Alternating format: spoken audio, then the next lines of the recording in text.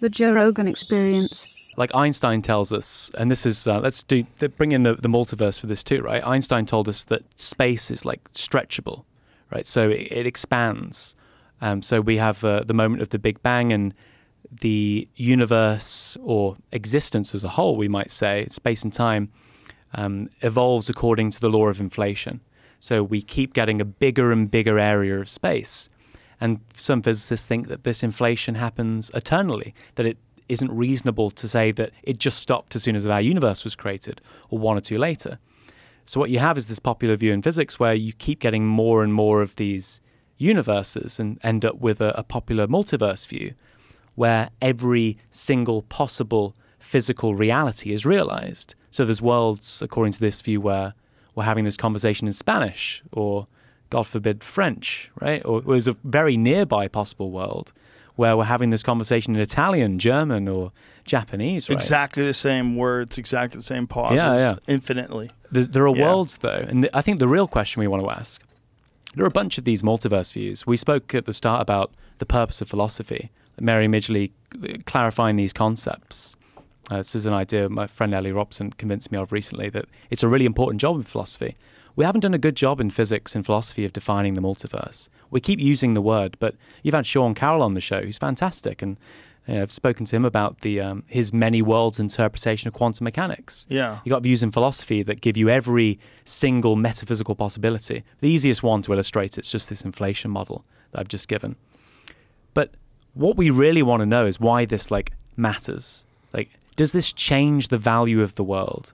Because there are universes where little girls are born, they're tortured for their whole lives, they're executed, and it repeats, right? There are universes where Matt Damon's career didn't get worse, but it got better, right? So there are good universes too. But on the whole, that means you've got an uncountable number of bad universes and an uncountable number of good universes. So I think if the multiverse theory is actually true, as agnostics or atheists, we should be really fucking worried. This is a horrible state of affairs. If there are all of these worlds, if you actually believe that they exist, you shouldn't be singing and buzzing with the bees and jumping with the shrimp and being all excited about existence. We should be really concerned. But we're really concerned about things that we're not even sure exist that are horrific? Yeah, well, you should be. You know what I'm saying? That's existential angst to the power of 1,000. Well, there's a couple of problems there, right? Well, there's three big problems that come out of it. The main one, which we've just linked to, is if you're trying to weigh up the overall value of existence, is the world, i.e. the multiverse, a good thing on the whole or a bad thing? And I think if you say that there is, let's just say it's infinite, even though it might not be. If you say there's infinite suffering and infinite goodness, that doesn't seem like you can be optimistic. You'd have to go, on the whole, the existence is neutral, mixed, or maybe it's bad. Maybe you don't want a city where everyone's getting tortured next door to a city where everyone's living a blissful life. But in our own experience on Earth, horrific things and beautiful things are happening simultaneously. Yeah. And generally speaking, more beautiful things than horrific, but we concentrate on the negatives. Yeah. To sit around and ponder the multiverse being an infinite number of evil civilizations destroying themselves and torturing themselves.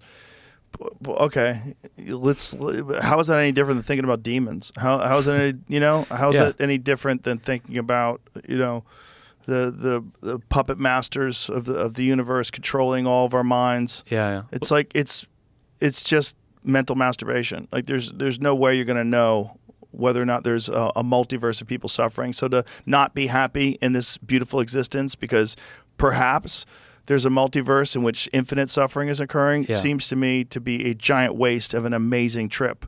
The trip that we're on right now is Earth 2025 Western civilization. Pretty fucking cool. Pretty cool. And I think your job is, if you're so fortunate that you're in this position, to enjoy this very bizarre place in history where it's the strangest time perhaps ever that human beings have been alive. And we're going through it. You could sit around all day and think, oh, but in other multiverses, people are just getting eaten by other people. Maybe. Well, it's sort of mental masturbation in the sense that, it just means that you can't, when you contemplate all of existence, think that it's an overall good thing.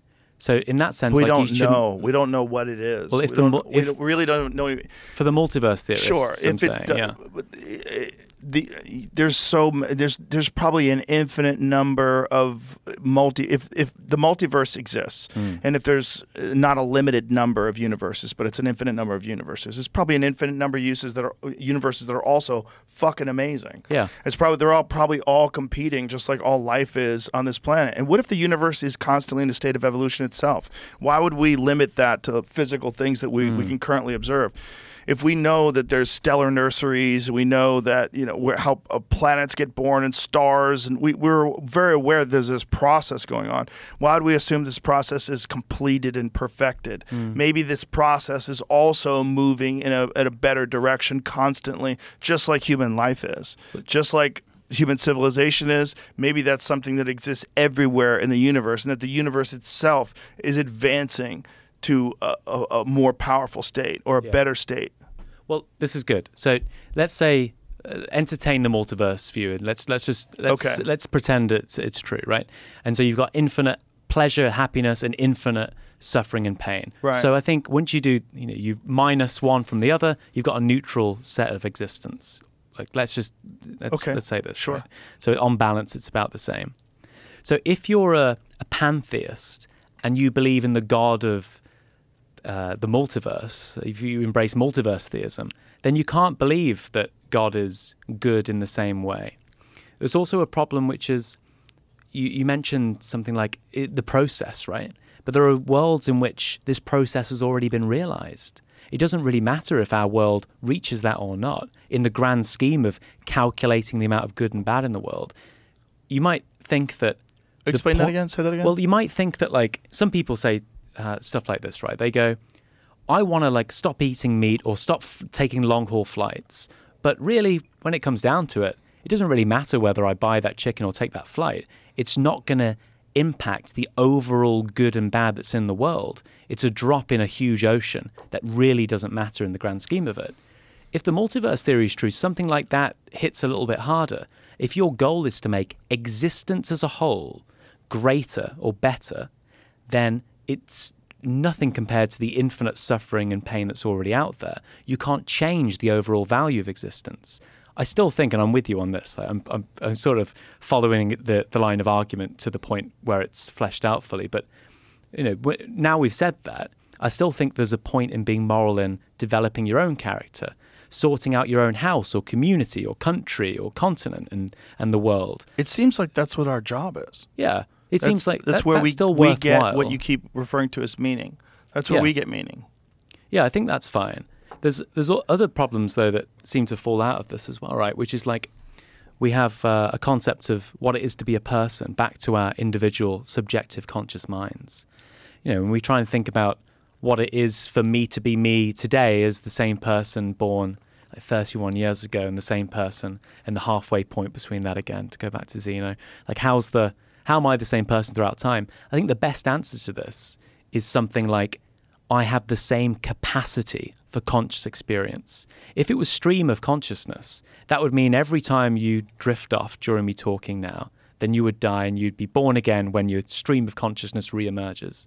Or if it was, like if you say, Joe Rogan is that stream of consciousness, that sequence of experiences that he's undergoing now, right, and that stops because you drift off, that would mean your stream of consciousness has ended. Think of it like sleep. When you go into like NREM sleep and you don't have any conscious experiences, let's say, you would die according to that view. Or the reviews in philosophy which say you are your psychological continuity. Joe Rogan is the person that believes, that Marshall, golden retriever, is fantastic, and that that consciousness is the fundamental nature of stuff. But then if I were to strip those beliefs away from you, the psychological continuity view would say Joe Rogan doesn't exist anymore.